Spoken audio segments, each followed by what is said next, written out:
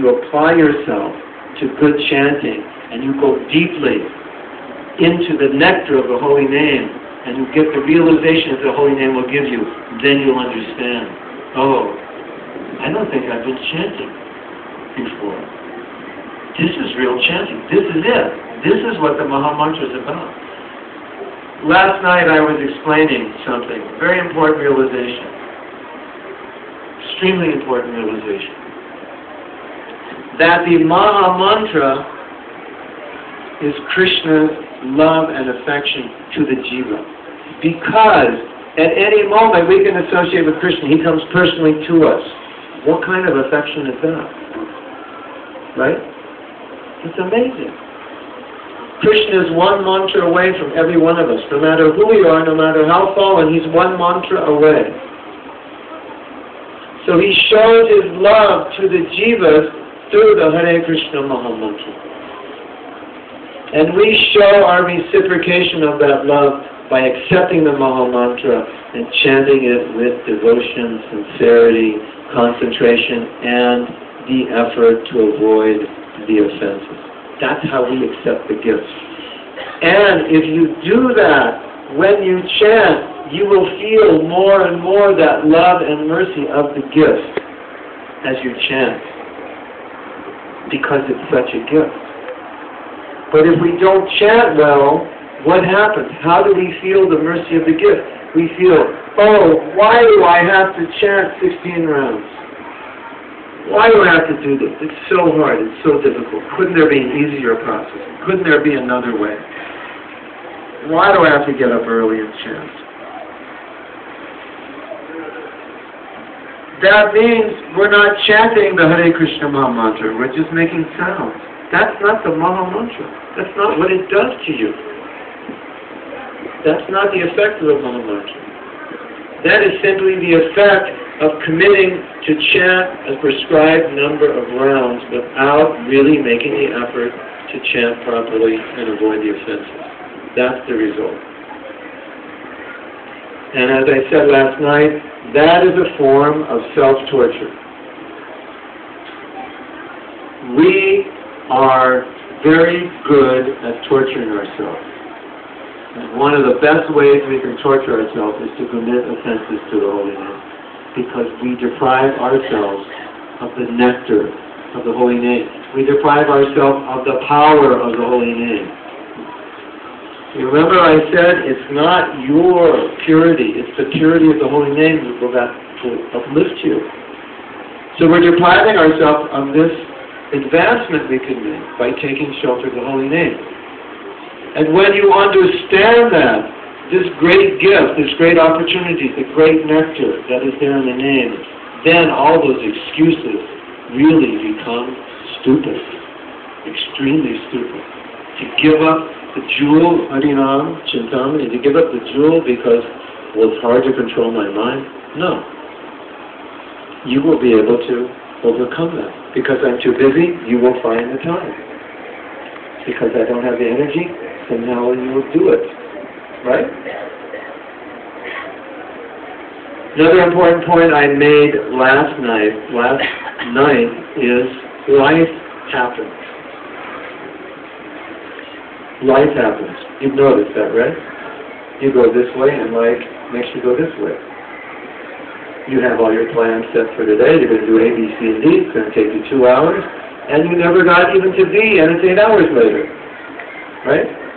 Happens to everybody. Life happens. I had a very interesting realization. If you're sleeping, please wake up. This will shake you up a little bit.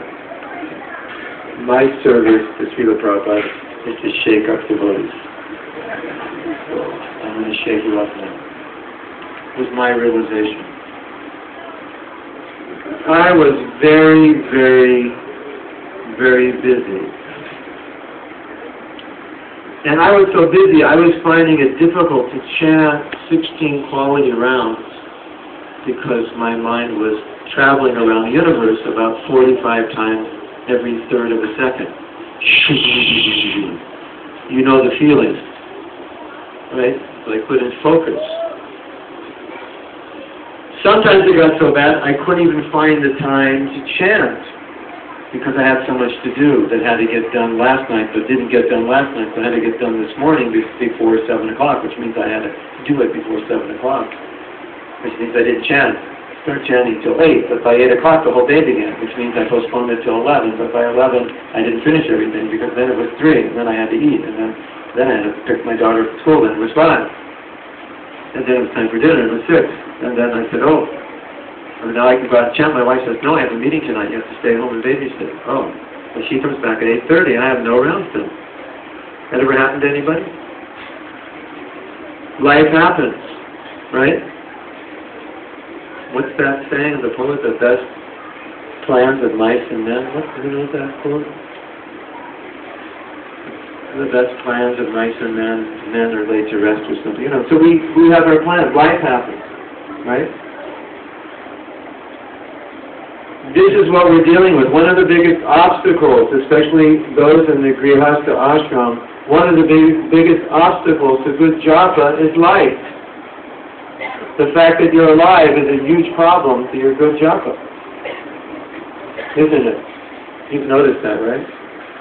The fact that as soon as you get out of bed, something somewhere is going to be a problem. So what realization did I have? Amazing realization. Should I tell you what it was? In the deepest recesses of my honesty, after going to many and facilitating many japa retreats, Krishna allowed me to be honest enough to have this realization that the reason I'm so busy and my day is filling up so much, piling, because I really don't want to chant. And because I don't want to chant on a subtle level, my consciousness produces all these things that get in the way. Interesting realization, isn't it? How do I know it's true? Because I changed that consciousness, that I want to chant. I want to create the space in my life, my sacred space for chanting. All of a sudden, my life opened up and the time was there. Interesting, isn't it? How time works. It's amazing. Our consciousness is affecting what's going on in our lives. It's affecting the amount of time we have. As soon as I wanted to chant, somehow or other, my internal alarm clock was waking me up earlier. Somehow or other, I had time early in the morning, sacred time, to chant, because I wanted it, I needed it. I cherished it. But until I wanted it, needed it, and cherished it, life was happening to me, and things were piling on my head. So even when I was chanting, I wasn't chanting, I was thinking about all the things I have to do. And I realized, why would I pile myself so deeply in life that I can't even chant? Just so I can make a few more dollars, so I could buy a bigger car? Is that a good reason? I don't think so. Is a bigger car better, more important than good japa? I don't think so. I hope not. You see? And then when you begin to make quality japa a priority, what happens to your life? Your rest of your life will start to fall in place. And when your life is not falling into place, it's probably because japa is not a priority. Because our consciousness is affecting our whole life and how things are coming to us, believe it or not. So this is very important because, okay, you may get it together. When you say, okay, Mahatma said I have to do quality japa every day, decent japa, I have to have confidence, I have to get rid of the beliefs that I can't do it, stop the excuses. Okay, I'm ready. But now you have to deal with life. That's the next thing. When life hits you in the face, how are you going to hit back?